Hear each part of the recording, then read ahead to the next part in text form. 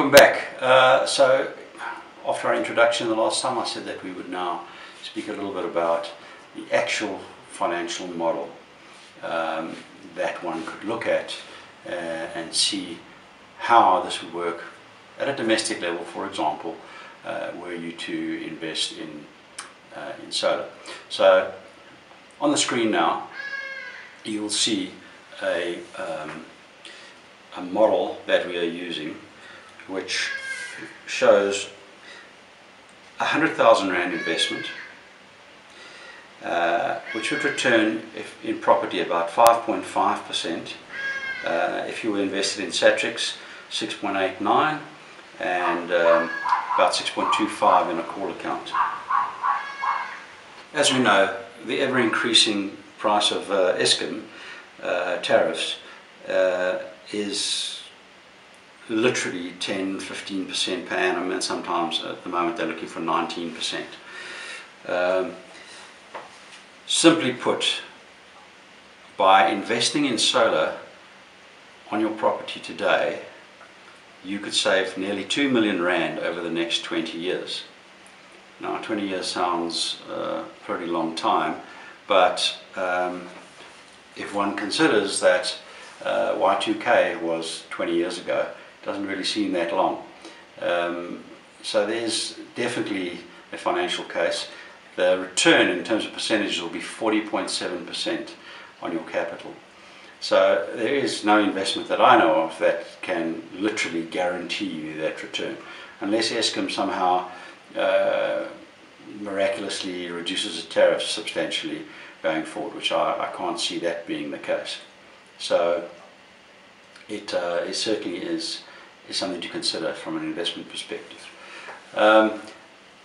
Over and above the investment perspective, and something that is quite relevant right now, many of our commercial customers have fairly large systems on their buildings, but of course they've been closed for business, as we all have, yet their system is still making energy and is feeding in under a proper feed-in tariff, so properly regulated, to the Joburg City Council in this instance, and they're getting 49 cents per kilowatt hour back. So while they are not there, literally the amount of feed-in and the credit that they're getting on their account covers the network capacity charge, so that base cost that you get from Eskom, it covers that, and in fact they're getting small credit, but they're getting credit added to their account every day when the sun shines. So effectively not really having to worry about paying electricity accounts, and are getting a small credit because of the size of their system. So okay, a bit of a peculiar situation, but we all don't work on the weekends, for example, and your business could then feed that excess energy in a domestic situation where you're at work all day, the other 5 days, then if you're not using much power, it can also feed in. The alternate, of course, is to put a hybrid system into your house or your business. And what a hybrid system is it does both the solar as well as the backup in one solution. So the inverter can actually run the batteries and accept energy from the solar panels. We'll go into more technical detail in later episodes, but for now I'll just keep it as simple as that. So essentially, if you were to put a hybrid system into your house, we estimate for a normal sort of 3-bedroom house with what is normal usage. There's no such thing really, because everybody uses it differently, but just taking some averages, probably 100 to 120,000 Rand will do that. Now if you were to tack that onto your bond, that 100,000 would literally work out to be about 900 Rand a month to pay for the system. It would not take you completely off grid, so let me be very clear about that. And we get a call every day saying, I want to get off the grid, and when you tell people exactly what it costs to get off the grid, they realize that maybe they don't want to get off the grid because it is quite expensive. What you do want to do is you want to reduce the expensive part of the Eskom tariff which is the above 600 kilowatt hours. So you want to be providing that power yourself. The intelligence in the systems now allow that you can A, charge your batteries if you have a hybrid system, and then B, once the batteries are fully charged and if there's no usage in the building, you then feed that power into the grid and get the credit, and that intelligence is resident in the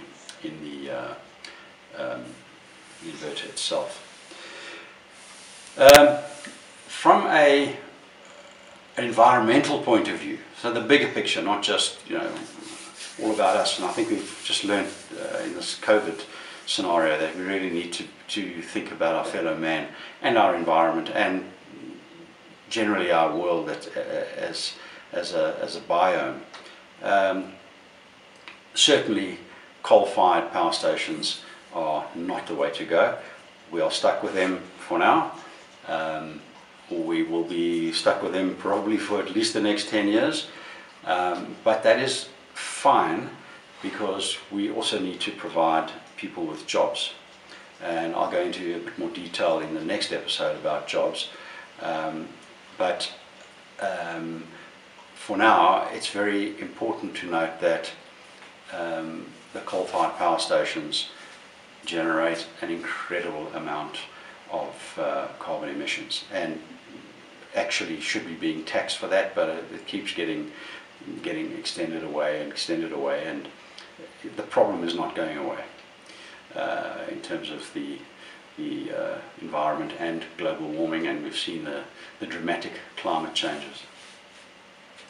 So just to give you an idea of how inefficient, and if you think about how we make energy, we use coal to run a steam turbine that spins a generator. That is 200-year-old technology actually. So we really should have moved on a long time ago. Yes, and I know we do have some nuclear power, which is certainly a lot cleaner and a lot more modern, but it has its own problems, as we know. Fukushima is a living proof of that. But for every ton of coal that we mine, we need 250 litres of water.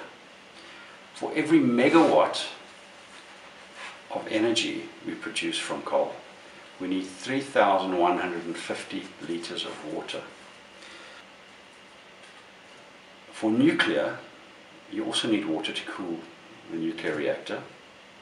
For every megawatt of nuclear power, we use 1,700 litres of water. Admittedly, that water is generally seawater, so it's not potable water in this instance.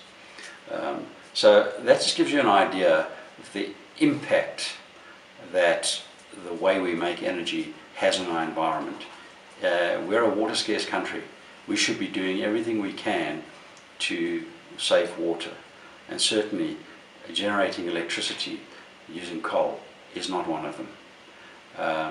So I really think that we need to think at an individual level about how we make and use energy. One, because it's becoming so expensive, but two, because of the environmental issues that we are seeing. So in the next episode, I'll talk a little bit about some of the challenges that we have in terms of moving away from coal, and what we could do and how we could actually serve South Africa better with all of our challenges in terms of jobs. Thank you for watching.